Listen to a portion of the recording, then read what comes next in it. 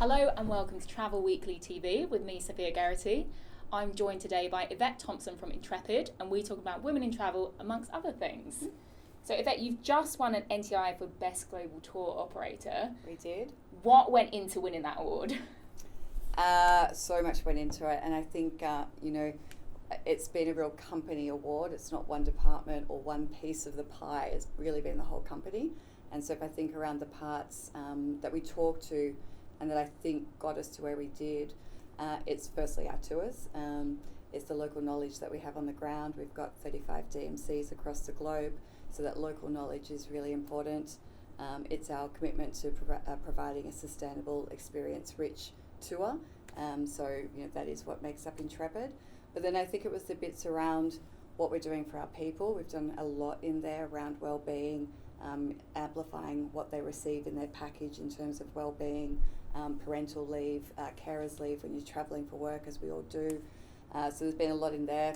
What we've done on our RAP, our Reconciliation Action Plans, so we're in phase 2, and we've been helping other partners as well on their journey. How we've been working with our partners, we kind of tailor our approach to each partner. So there was really a lot, whether we're talking about marketing or product or sales or our responsible business department, it really all contributed to the story. And I know you're quite, I don't know if this is unique, but if you work at Intrepid for a certain amount of time, you get a tour each year, right? You do. And then I think that goes up, or you can choose different tours each year, and like the longer you're there, I mean, that was always a big sell, I think, as someone who loves travel to work for Intrepid. Yeah.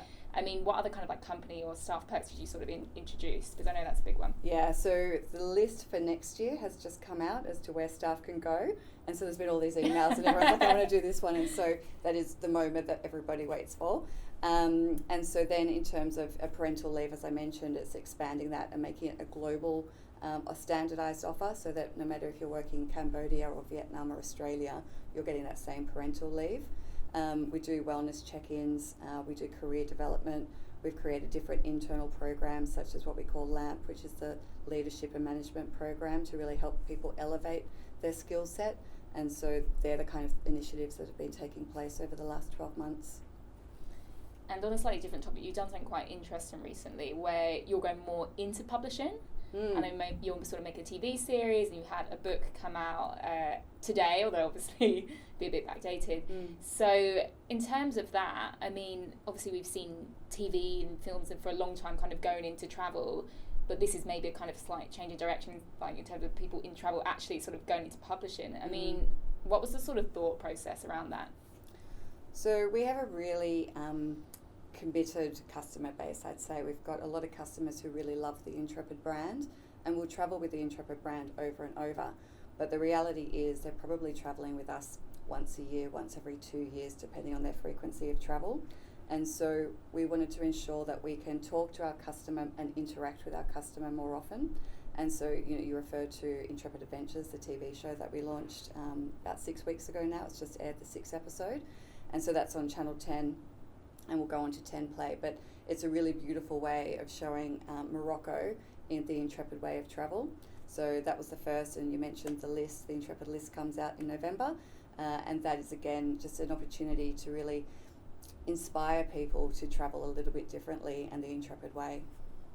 And kind of staying on that theme of marketing, so you're a B Corp operator, right? A lot of the conversations I'm having at the moment about, there's all this greenwashing and things like that, and there's all this, how do we kind of market things travel in a way that makes people want to go, but is also kind of true of the picture around that? I mean, as a marketer, how do you do that when you're B Corp operated? Is there kind of any limits or regulation around marketing with that? It's really around transparency. And so we really hold ourselves accountable we hold ourselves accountable, but being in that B Corp community really makes you look at it with a really finite lens. And so we're looking at making sure that what we say is the source truth, and that we talk our walk, or walk our talk, I should say. Decarbonisation is a really big focus in our business, and you will have noticed this year we've put up carbon labelling on all of our trips, and so that you can see exactly how much carbon is emitted on each trip and make decisions from that. Exactly the same way McDonald's, for example, will put the kilojoules on a hamburger. It just allows you to really kind of make a choice based on the information that you have. But if you go further than that, I think it's developed our ethical marketing guidelines, And so you can find those on our website too, and that's around ensuring that we're really inclusive.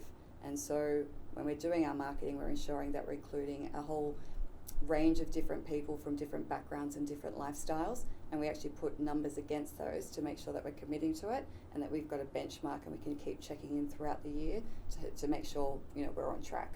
So it's a lot sort of about reporting and more detail, it sounds like. Yeah, it just helps. It helps when you have targets to go for and numbers to hold yourself accountable to, rather than kind of an airy statement. It means throughout the course of the year you can say, okay, how are we tracking? So I said we'd be talking about women in travel. Obviously, Intrepid, you're known for doing a lot of female-only tours. What's sort of the feedback been around that? Yeah, feedback's been really exceptional, and we're seeing it through both anecdotal feedback, post-trip feedback, and sales results also. We're getting really strong year-on-year growth. And I think it's really working because we're choosing those destinations where when you have a female leader and the trip is essentially run and organised by female-owned organisations, then you're creating this really unique experience. And so this group of women can go into countries like Nepal, Saudi Arabia, Pakistan, India, and really understand what it's like to be a woman in this particular culture and in this country, and is providing a really unique experience. Yeah, and that's really interesting because I think there can be like often a preconception of like, this is what it must be like this, so it must be really different. And I know when I went to Saudi Arabia, they had a film event, and the lead actress was like, I do this, and I have these freedoms, and I have a voice, and it was actually really eye-opening. And things change all the time, right? And things, particularly Saudi is a really good example of where they were 10 years ago to where they are today is a very different place.